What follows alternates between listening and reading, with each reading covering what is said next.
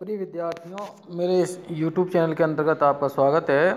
आज हम नंददास के भंवर गीत के अंतर्गत पद संख्या 63, 64 और 65 का व्याख्यात्मक अध्ययन करेंगे। सबसे पहले पद संख्या 63 का मूल पाठ कि पुनि पुनि कह हरि कहत बात एकांत पठायो, मैं इनको कछु मर्म आन एको नहीं पायो, हों के निज मर्जाद की ज्ञान कर्म निरूपी, ये सब प्रेमासक्त होई रही लाज कुल लोप धन्य ये गोपिका। जब उद्धव जी को यह ज्ञान प्राप्त हो गया कि गोपिकाएं कृष्ण के प्रति पूरी तरह से प्रेमासक्त हैं और वो जो ज्ञान लेकर आए हैं उस ज्ञान के प्रति उनकी कोई रुचि नहीं है, तो धीरे धीरे उन्होंने एक नया अध्ययन किया और उस अध्ययन करने के उपरांत उन्हें यह प्राप्त हुआ कि जिस ज्ञान के बल पर मैं उस ब्रह्म की प्राप्ति के मार्ग को प्रशस्त करने का जो सुझाव इन्हें दे रहा था, वह मार्ग तो अत्यंत लंबा है और ये तो पहले से ही उन श्रीहरि को प्राप्त कर चुकी हैं अपने प्रेम के बल पर। तो उन्हें यह ज्ञात हुआ कि वे वास्तव में मूढ़ हैं और उन्हें अपने ऊपर क्षोभ हुआ, दुख हुआ और ग्लानि हुई। और उसी परिप्रेक्ष्य में उन्हें याद आने लगा कि वास्तव में कृष्ण ने उनको यहाँ क्यों भेजा कि पुनि पुनि कह हरि कहत बात एकांत पठायो। मुझे बार बार इस बात का स्मरण हुआ कि आखिर क्यों श्रीहरि कृष्ण ने उन्हें अपनी बात कहने के लिए और एकांत में बुलाया और फिर एकांत में बुला करके उनको यहाँ भेजा। और मैं इनको कछु मर्म जान एको नहीं पायो, मैं भगवान कृष्ण द्वारा कही गई उनकी जो बातें थीं उन बातों के मध्य में छुपा हुआ जो उनका मर्म है उस मर्म को मैं जान नहीं पाया। ये मेरे लिए बड़े ही चिंता का विषय है कि मैं वैसे तो बड़ा ज्ञानी बनता हूँ, लेकिन वो जो भगवान कृष्ण मुझसे कहना चाहते थे उसका अभिप्रेत क्या था, उस अभिप्रेत को मैं नहीं जान पाया। कि हों कह निज मर्जाद की ज्ञान कर्म निरूपी, मैं जिस मर्यादा की बात करता हूँ, जिस ज्ञान और कर्म के निरूपण की बात मैं करता हूँ, ये सब प्रेमासक्त होई। अरे उस मर्यादा को तो इन्होंने प्रेमासक्त होकर भगवान के प्रेम के आसक्त होकर के रही लाज कुल लोपी, इन्होंने तो कुल की लज्जा का ही लोप कर दिया।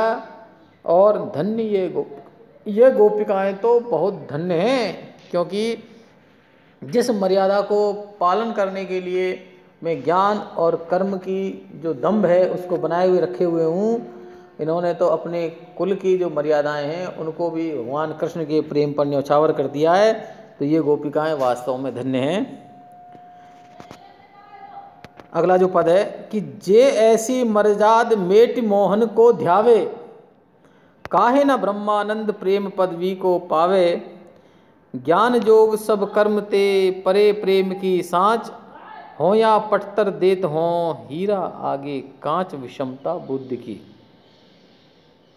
उन्हें ये महसूस होने लगा कि वास्तव में गोपिकाओं का जो प्रेम है वह प्रेम और उनकी जो मर्यादा है उस मर्यादा का कोई तोड़ नहीं है, उसका कोई सानी नहीं है, उसकी कोई तुलना नहीं है, उसकी कोई समानता उनके पास नहीं है।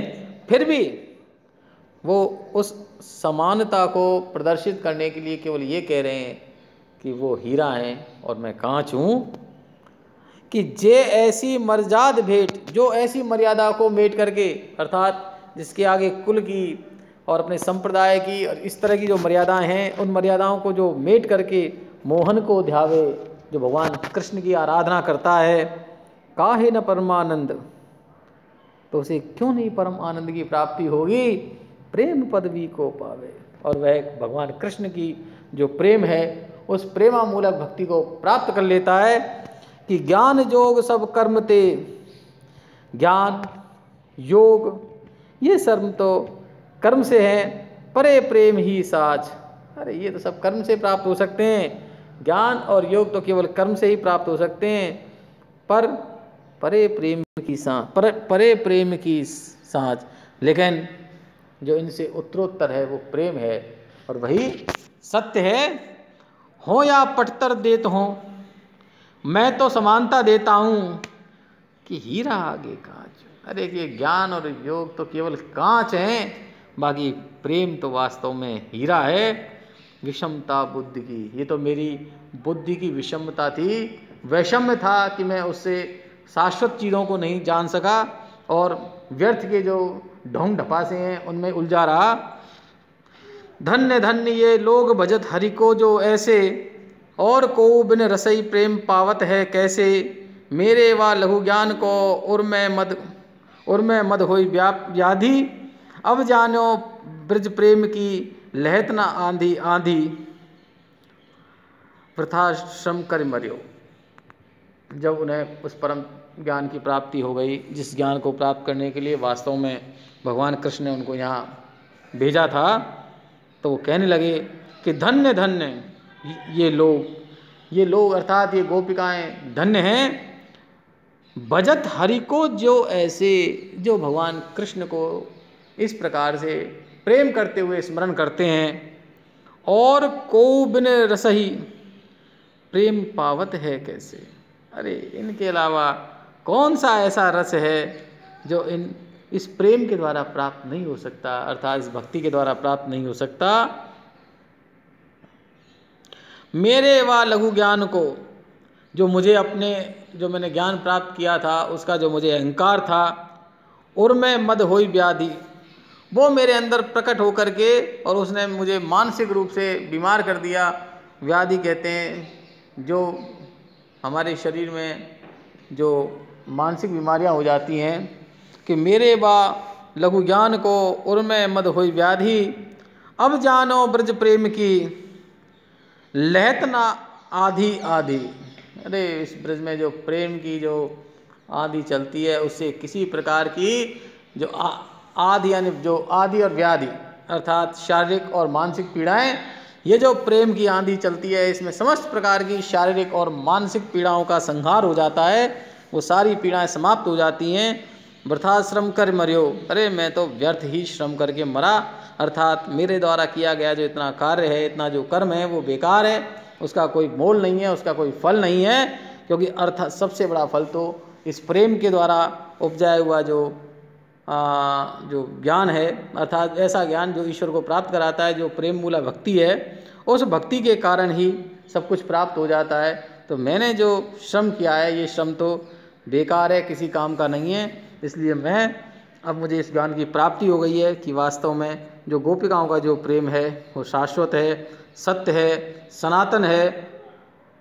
धन्यवाद।